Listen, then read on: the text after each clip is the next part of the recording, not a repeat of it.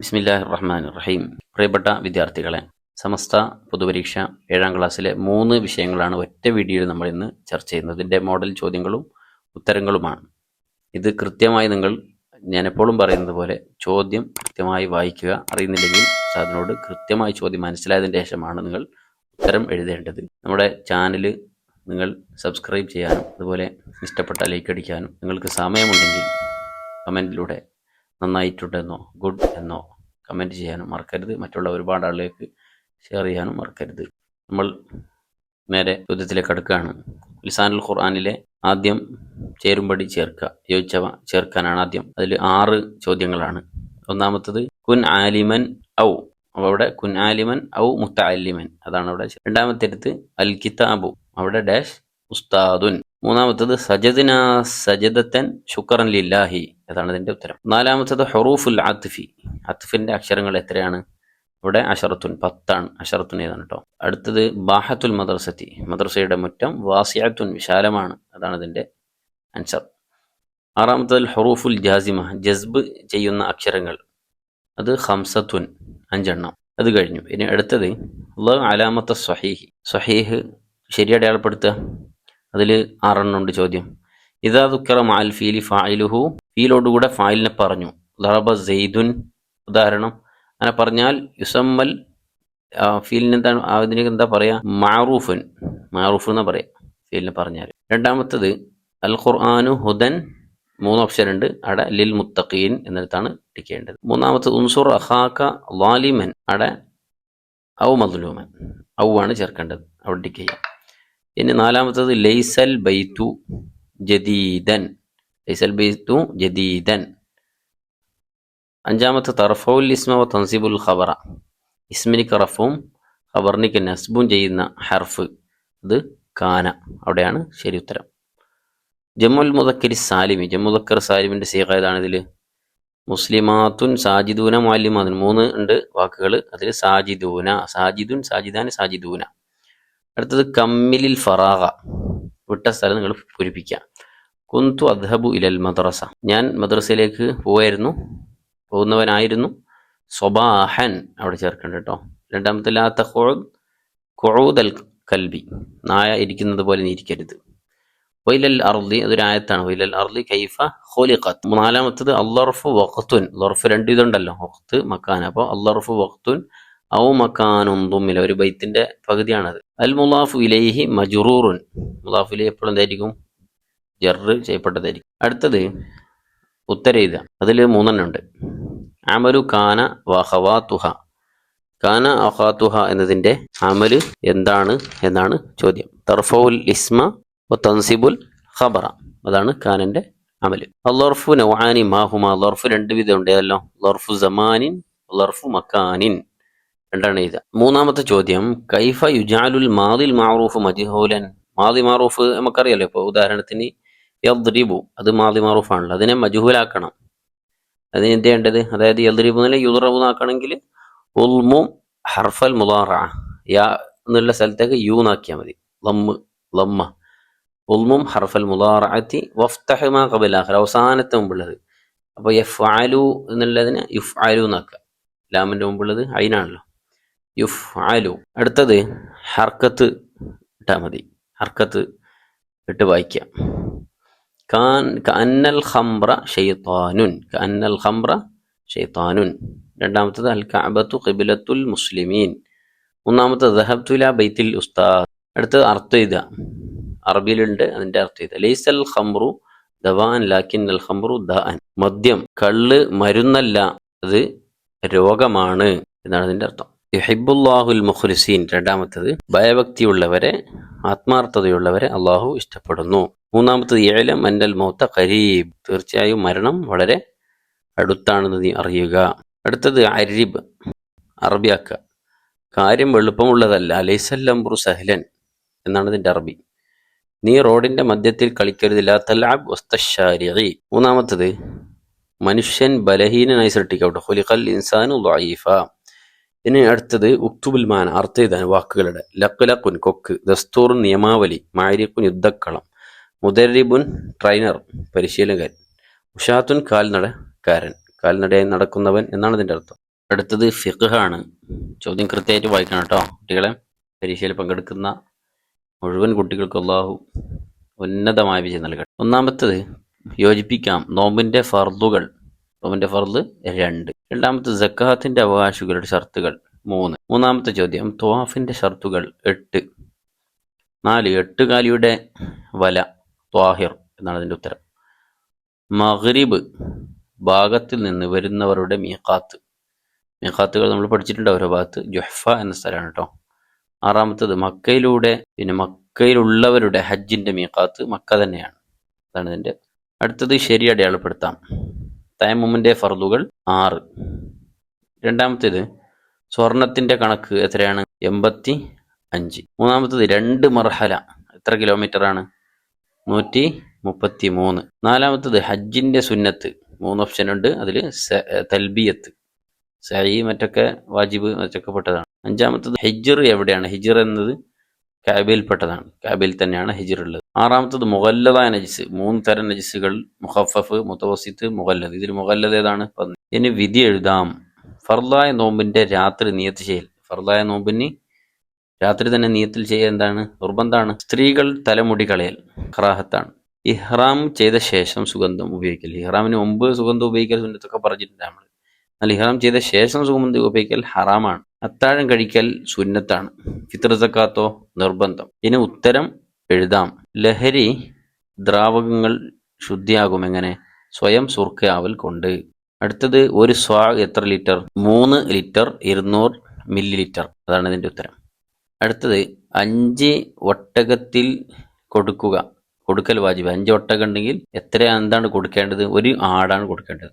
അതാണ് ഇതിന്. നാലാമത്തത് ഒരു മീഖാത്തിനോടും നേരിടുന്നെങ്കിൽ എവിടെ വെച്ച് ഇഹ്റാം ചെയ്യണം? ഒരു മീഖാത്തിനോട് നേരിടാൻ പറ്റുന്നില്ലെങ്കിൽ എവിടെയാണ് അവൻ പിന്നെ ചെയ്യേണ്ടത്?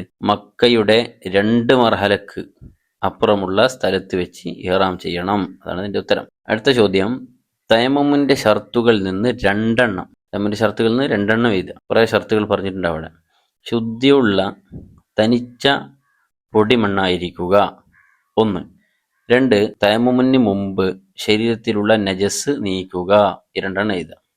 ഇത് എഴുതാൻ നിങ്ങൾക്ക് അതുപോലെ അതിൽ മറ്റേ പഠിച്ചതൊക്കെ അതും എഴുതട്ടോ. 6. മുഅല്ലഫത്തുൽ ഖുലൂബ് എന്ന് പറയുന്നത് ആർക്ക്?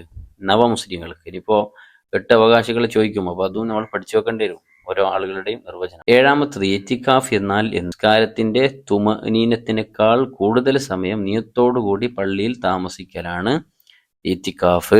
അടുത്ത ചോദ്യം ജീവിതത്തിൽ ഒരു പ്രാവശ്യം മാത്രം വാജിബുള്ള അമൽ ഏതാണ്? ഹജ്ജ്. അതൊക്കെ നമുക്കറിയാം. അടുത്തത് പൂർത്തിയാക്കാം. നവൈതു സൗമഗദിൻ അൻ അദാഇ ഫർദി റമദാനി ഹാദിഹി സനതി ലില്ലാഹി തആല. അത് നിയത്തിന്റെ പൂർണ്ണമായ നിയത്താണ്. അടുത്തൊരു ഹദീസാണ്. മൻ ഹജ്ജ വലം യസുർനി ഫഖദ് ജഫാനി.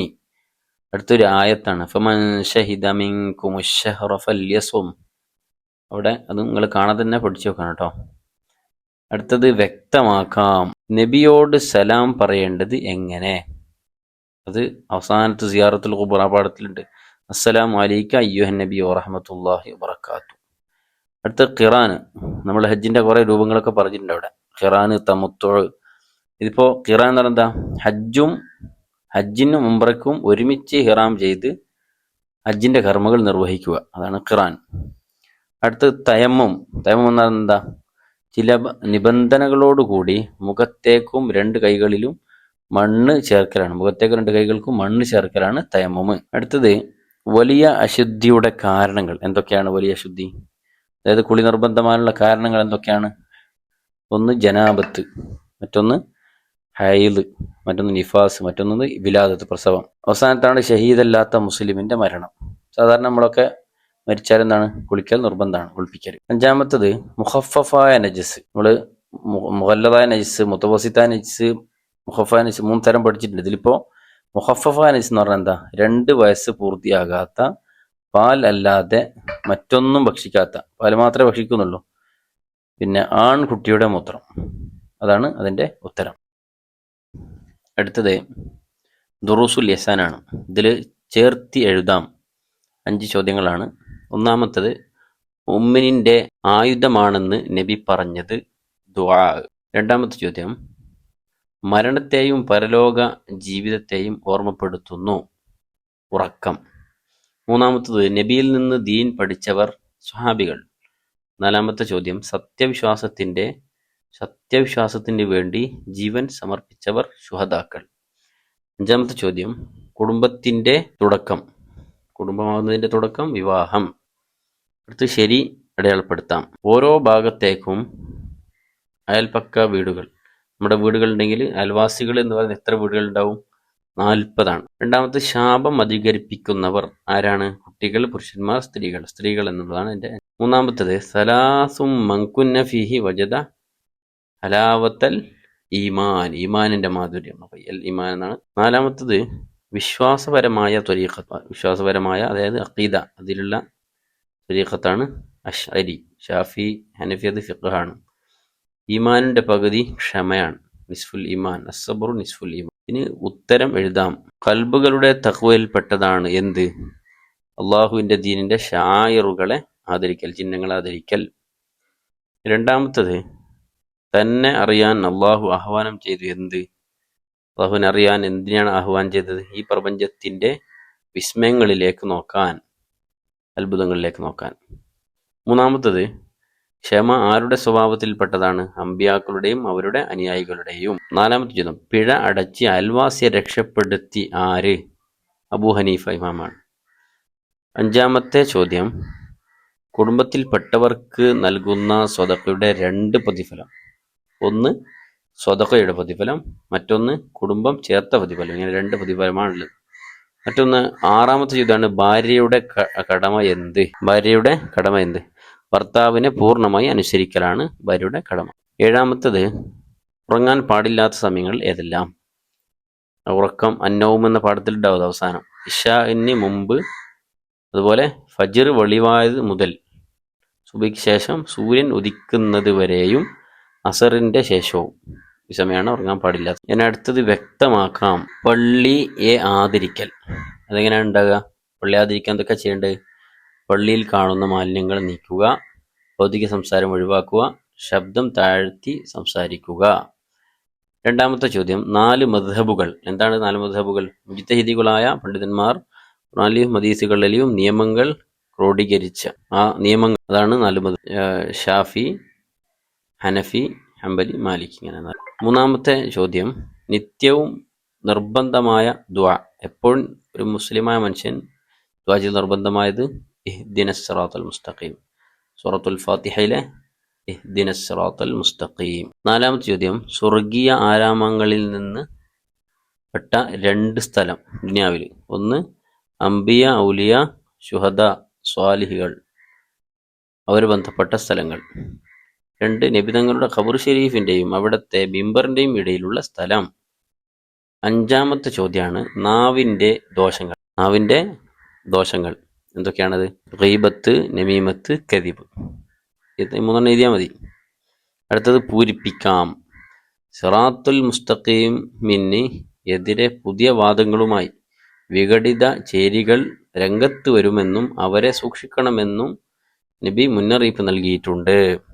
രണ്ടാമത്തത് ക്ഷമ അമ്പിയാക്കളുടെയും അവരുടെ അനുയായികളുടെയും സ്വഭാവത്തിൽപ്പെട്ടതാണ്. മൂന്നാമത്തേത് മൻ കാന യുഅ്മിനു ബില്ലാഹി വൽ യൗമിൽ ആഖിർ ഫൽയസിൽ റഹിമ. അത് ഹദീസാണ്, കാണാതെ പഠിക്കണം.